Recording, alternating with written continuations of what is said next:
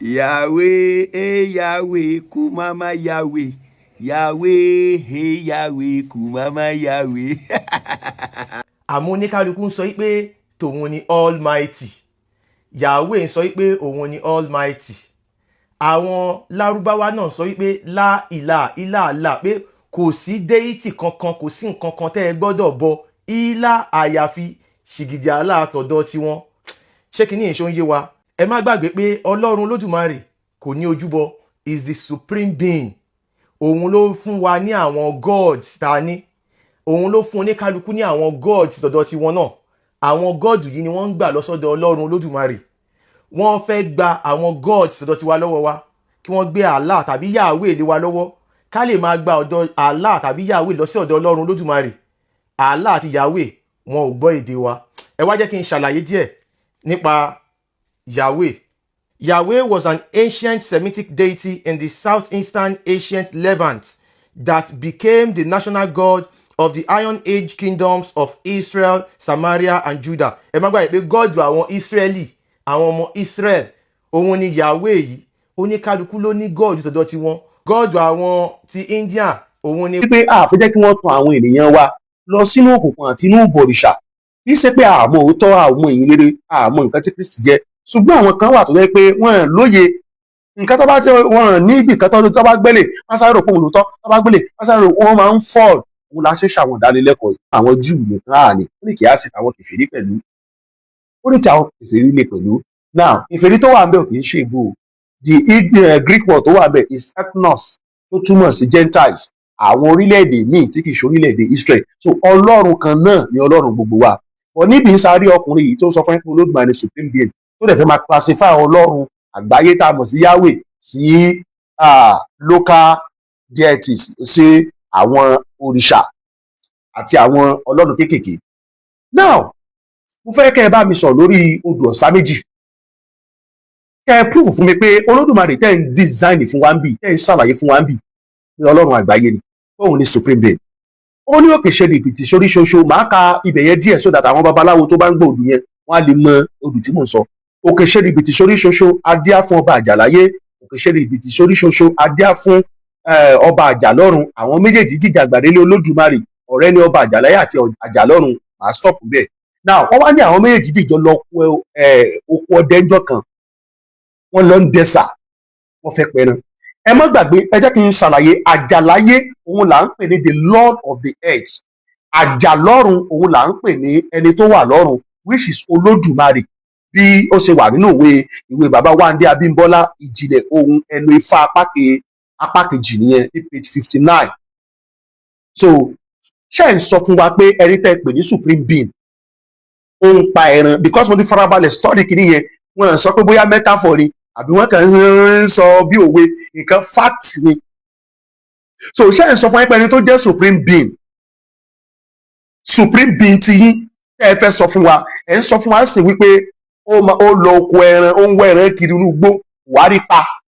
So àdéhùn bí ẹmọ ló wá lọ́wọ́ rí, orí ẹmọ òun àti àjàláyé wájọ ń jà tó wá di wàhálà, tán dá wàhálà sọ́run àwọn èèyàn. So irú àpẹẹrẹ tẹ́ ń júwe sí, ṣé supreme god lélẹ̀, ṣé supreme being lélẹ̀? A tún máa lọ sóde ọ̀run lẹ́ẹ̀kọ̀ọ̀kan tí Olódùmarè bá pè láti wá fi ọgbọ́n rẹ̀ bá òun tí òde ọ̀run ṣe. Olódùmarè tó jẹ́ supreme being á wá pe Ọ̀rúnmìlà pé kí Ọ̀rúnmìlà wá da ifá, kó wá fi ifá rẹ̀ bá òun ṣe kiri, kó wá lo ọgbọ́n rẹ̀ kó wá fi bá òun tún òde ọ̀run ṣe. Ọgbọ́n tí Ọ̀rúnmìlà ní ibo ló ti wá? Tó bá jẹ́ Olódùmarè ló jẹ́ supreme being, mo expect pé òun ló yẹ kó gbọ́n jù, kó nímọ̀ jù. So tó bá wá ètò wá tó wá jẹ́ pé n tó dá ló wá ń consult pé kó wá máa lo ọgbọ́n láti bá òun tún òde ọ̀run ṣe. This is a question that we throw out to you. So but mo dẹ̀ sọ nǹkan kan, ẹ̀yin èèyàn yìí kì í ṣe pé nífẹ̀ẹ́ ilẹ̀ Yorùbá ẹ kàn fẹ́ dá wàhálà lẹ̀ ni. I'm saying it because we don't have problem with you, but you want to have problem with us. Ẹ̀yin ọmọ Ọlọ́run, ẹ má jẹ́ kẹ́nikẹ́ni tàn yín o, ìbọ̀rìṣà ló fẹ́ gbé yín lọ o. Ẹ má lọ sínú ìbọ̀rìṣà o, kò sí nǹkan kan bẹ́ẹ̀. No, Ezekiel, you go explain tired. You go explain tired. Ṣé rí nígbà àwọn kọ̀ọ̀kan wà tó jẹ́ pé nígbà tá à ń sọ láti jọ́jọ́ yìí pé àwọn pípù yìí irọ́ ni wọ́n ń pa. Irọ́ ni wọ́n ń pa. Wọ́n ní nǹkan kan tí wọ́n fẹ́ ṣe fúnlẹ̀ Yorùbá. ìwọ nú àìsíkẹ́ẹ̀lì àti gbogbo sẹ́ẹ̀tì yín ẹ̀yin lẹ̀ ń kún wọn lọ́wọ́ tí yín ti bá yín báyìí lódìndí no lẹ́nu nú àìsíkẹ́ẹ̀lì so o lè sọ wípé wọn ọ̀gàgà fúnlẹ̀ Yorùbá mọ̀ pé wọ́n fẹ́ gbé yín wọ bí òrìṣà ni nú àìsíkẹ́ẹ̀lì so o lè sọ lẹ́nu ẹ pé wọ́n fẹ́ gbé yín lọ síbi òrìṣà ni la ilaha illallah muhammadu rasulullah sallallahu alaihi wasallam ṣé mo rí ìtìtẹ́yìn people ìfi support wọn àwọn ń jáde pé àwọn people yóò tako Islam scope kan ni wọ́n fẹ́ lò ó sí náà ẹ ní irọ́ o gbogbo ilẹ̀ ń support wọn tó bá ti post báyìí máa sáré share so ẹ wá lè share eléyìí mọ́ mo ṣáà pé àárí so ẹ lè share mọ́ la ilaha illallah gbogbo ọmọ mùsùlùmí bá mi sọ pé alhamdulillah bá mi sọ pé alhamdulillah bá mi sọ pé alhamdulillah ṣe Allahu akbar Allahu akbar Allahu akbar ìwọ nú àìsíkẹ́ẹ̀lì o forúkọ ànábì o fi cash out tí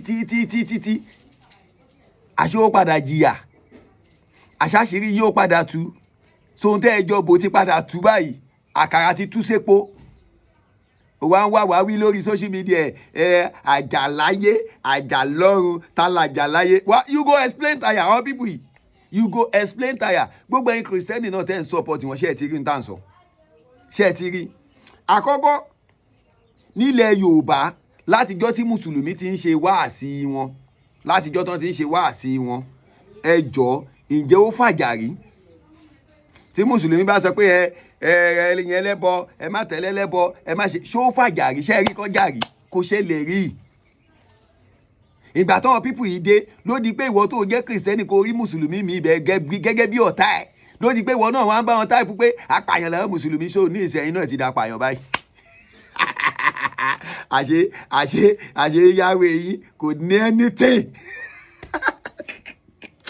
mo dúpẹ́ Ọlọ́run ṣé o tó ṣe mí ní mùsùlùmí èmi dúpẹ́ nú Ezekiel you go explain tired gbogbo ìwọ ọmọ mùsùlùmí ṣó ti rí báyìí gbogbo wọn tó jẹ́ kán lọ tàn ẹ́ tó ń jẹ́ kán tàn ẹ́ táwa dẹ̀ ń pariwo lórí social media pé irọ́ náà wọn people yìí ń pa irọ́ ni wọ́n ń pa àti jẹ ni wọ́n ń ṣiṣẹ́ owó ni wọ́n ń ṣiṣẹ́ owó ni gbogbo wọn kìrìsìtẹ́nì tó ń sọ́pọ́ọ̀tì wọn ojú yìí ti bó báyìí wọ́n kódà ìdí àwọn olórí pásítọ̀ yìí lókù tí wọ́n ń bọ̀ ṣé mọ̀ pé tọ̀dọ̀ ti yín nísìn pákéjì tí yín tún wá burú ibi tí pákéjì tí yín burú sí ni pé gbogbo táìtì tẹ́ ń gba gbogbo nǹkan yẹn ni wọ́n padà báyé tó àṣírí ẹ̀ sáyé ẹ wò ẹ explain ẹnu yá fẹ́ bó àwa nísìn wọ́n bá sọ̀rọ̀ kùránì àmọ́ kùránì tá máa fi tú àmọ́ àdìsí tá máa fi tú ẹjọ́ bẹ̀rẹ̀ sí ní tọwọ́ bọ bíbélì bóyá ẹni àdìsí tẹ́ fẹ́ fi báàkì bíbélì ìwọ nú Ezekiel wàá rẹsẹ̀ fà pọ̀ gan o